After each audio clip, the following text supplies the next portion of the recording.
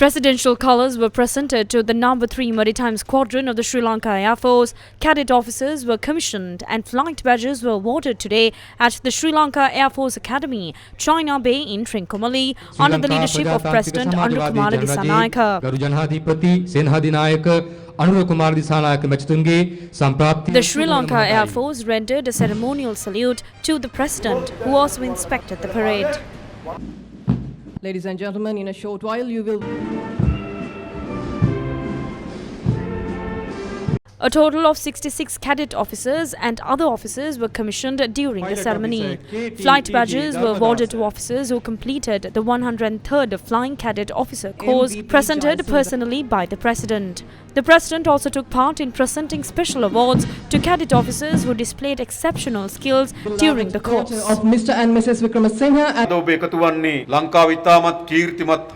Today, you are joining one of the most prestigious forces in Sri Lanka, the Sri Lanka Air Force.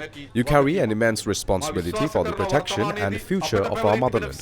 I firmly believe that among our current duties, patrolling and safeguarding the country's maritime boundaries as a state of utmost importance. You are aware that within our maritime limits, there have been incidents involving illegal migrants and the smuggling of illicit goods, including drugs. And in recent times, even some weapons have been brought into our homeland. Therefore, securing these waters is not only a duty, it is the expectation and hope of the people living in this country. It is also important to recognize that the drug-related crimes we face today are not isolated acts of smuggling or mere criminal activity. They are often intertwined with politics and involve certain elements of state mechanisms. Some parts of high-level governance have either directly or indirectly contributed to these criminal networks. This corruption and criminal activity have been spreading toward our shores, which makes maritime surveillance and enforcement critical. Thus, the responsibility placed on you is to carry out these surveillance duties with precision, ensuring the safety and prosperity of our citizens.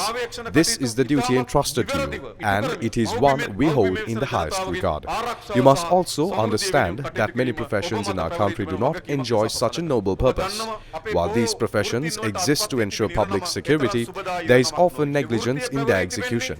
Some institutions have clearly defined responsibilities, and citizens have a legitimate expectation that these duties will be fulfilled.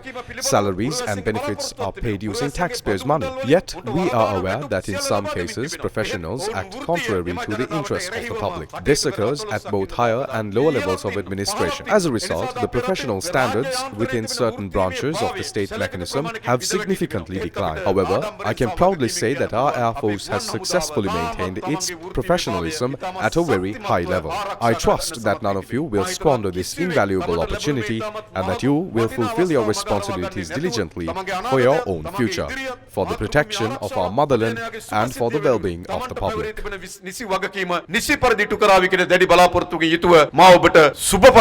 Following the ceremony, the President also attended an Air Force exhibition.